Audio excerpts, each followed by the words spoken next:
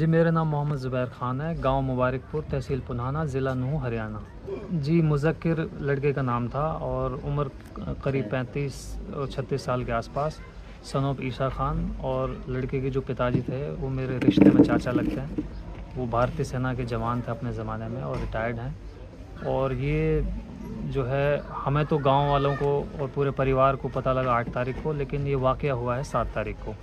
तो जो ये सीक्वेंस इसमें देखने वाली बात है, ये सीक्वेंस को अगर हम लेके चलें कि 7 तारीख का वाक़या है, कायदे से ऑफिशियल इन्फॉर्मेशन हमारे पास उसी दिन आ जानी चाहिए थी, क्योंकि जब मौत हो जाती है किसी भी शख्स की तो उसके बाद में कुछ बचता नहीं है। लेकिन यहाँ पे बदकिस्मती से ये हुआ कि हमें इन्फॉर्मेशन कोई नहीं दी गई। और उसके बाद में 8 तारीख को यहाँ से इन्फॉर्मेशन आती है, और उसमें सबसे बड़ा जो ड्रॉबैक था वो यही था कि संडे यहाँ पे पड़ गया 8 तारीख को। और जब हम पूरे लोग वहाँ पर गए बीके हॉस्पिटल फरीदाबाद में, तो वहाँ पोस्टमार्टम में जो लेट लतीफ़ी हुई और जो इनकन्वीनियंस पूरे गांव ने झेले वो जग जाहिर है। और उससे पहले यहाँ पर ये भी बताना लाजिम है कि जो यहाँ पे नीम का थाना में जिस तरह से मुज़क्किर वहाँ पे पहले से ही एक तरह से कैदी की हैसियत से मौजूद थे, लेकिन कैदी के भी कुछ राइट्स होते हैं, कॉन्स्टिट्यूशनल राइट्स होते हैं। और हम देखते हैं कि बड़े बड़े हॉस्पिटल्स में, अगर आप दिल्ली में देखें तो एम्स में, सफदरजंग में और तरह तरह के बड़े बड़े हॉस्पिटल्स में कैदी की भी अपने एक राइट्स होते हैं। अगर उनको कोई बीमारी हो जाती है तो उसको एक प्रॉपर ट्रीटमेंट मिलता है, सरकार ये मुहैया कराती है। लेकिन यहाँ पे सबसे बड़ी बात ये रही कि वकील के ज़रिए प्रशासन के पास में, कोर्ट के पास में और जेल के तमाम ऑफिशल्स के पास में ये बात बार बार पहुंचाई जाती रही कि जो मुज़क्किर है उनकी तबीयत लगातार नासाज होती जा रही है, ख़राब होती जा रही है, तो उनको बेहतर से बेहतर ट्रीटमेंट मुहैया करवाया जाए। लेकिन यहाँ पर तमाम बातें उनकी दरकिनार की गई, नज़रअंदाज की गई और उनको प्रॉपर ट्रीटमेंट नहीं दिया गया। अगर उनको प्रॉपर ट्रीटमेंट मिल जाता तो मेरा ख्याल है उनकी जान बच जाती और आज वो हमारे बीच में होता है। ऐसी क्या बीमारी थी मुझक्किर को? जी, बीमारी तो बहुत बड़ी बीमारी नहीं थी, लेकिन जॉन्डिस के बारे में बता रहे हैं कि पीलिया उनको था उस टाइम पे। लेकिन इतनी बड़ी बीमारी नहीं होती है, तो बच्चों में भी हो जाती है इस तरह की बीमारी। और वो तो मतलब आप किसी से भी अगर गांव में पूछेंगे या कोई भी आप क्रॉस चेक करेंगे तो गांव वाले हर आदमी यही बताएगा कि वो 6 फुट के थे और मेरे साथ के थे, हम सब साथ खेले हैं, साथ पढ़े लिखे हैं। तो मैं तो बहुत, वो तो मेरे से डबल थे, अच्छी हेल्दी थे और 6 फुट के जवान थे।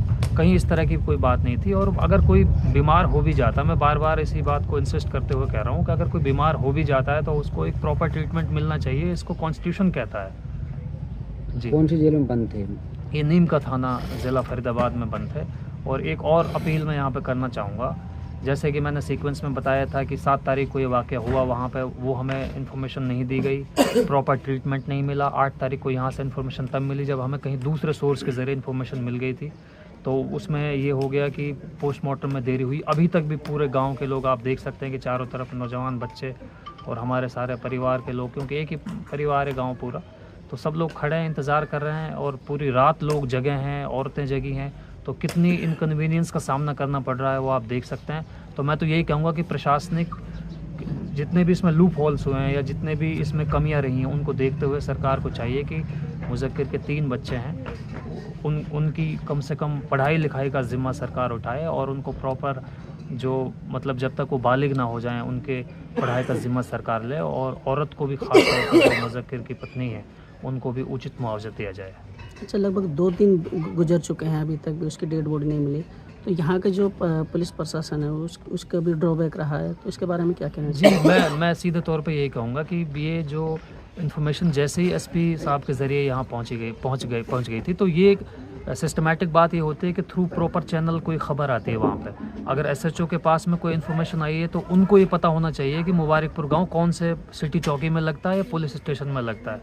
तो इन्होंने उसको एक तरह से, मतलब वो इनकी चूक हो सकती है। एक तो ये उनकी लैप्स है कि भाई ठीक है, हमारे पास कोई इन्फॉर्मेशन आ गई, इन्होंने फ़ोन रख दिया। कायदे से बात ये होनी चाहिए थी कि जब एसपी साहब के इनके पास इन्फॉर्मेशन आ गई तो इनको ये डिस्कवर करने की ज़रूरत थी कि ये मुबारकपुर गांव पुलिस चौकी में लगता है या पुलिस स्टेशन में लगता है, और इनको ये इन्फॉर्मेशन हम तक पहुंचानी चाहिए थी। लेकिन इन्होंने नहीं पहुंचाई। अभी तक भी कोई, जिस तरह से लोगों में नाराज़गी देखी जा रही है, अभी तक भी कोई भी यहाँ से पुलिस का कोई भी ऑफिशियल यहाँ तक नहीं आया कि इतनी बड़ी बात हो गई है, जवान लड़का गांव से हमारे चला गया है, हमारा परिवार का एक सदस्य चला गया। उसके बाद में कोई भी यहाँ पर पुलिस का कोई भी ऑफिशियल, कोई भी बड़ा अधिकारी अभी तक मौजूद नहीं है। जी बिल्कुल, मैं तो बिल्कुल इसको बहुत ही ज़ोर देते हुए इंसिस्टिंगली कहूँगा कि इसमें शुरुआत से ट्रीटमेंट प्रॉपर हुआ नहीं, इन्फॉर्मेशन यहाँ पे हमें मिली नहीं, और उसके बाद में पोस्टमार्टम की जो देरी हुई है वो भी इनकी वजह से हुई है। आप समझ सकते हैं कि किसी भी जो हमारी जो रिलीजियस बिलीफ्स होती हैं, धार्मिक श्रद्धाएँ जो होती हैं, उसमें यही होता है कि अगर किसी का इंतकाल हो गया, मौत हो गई, तो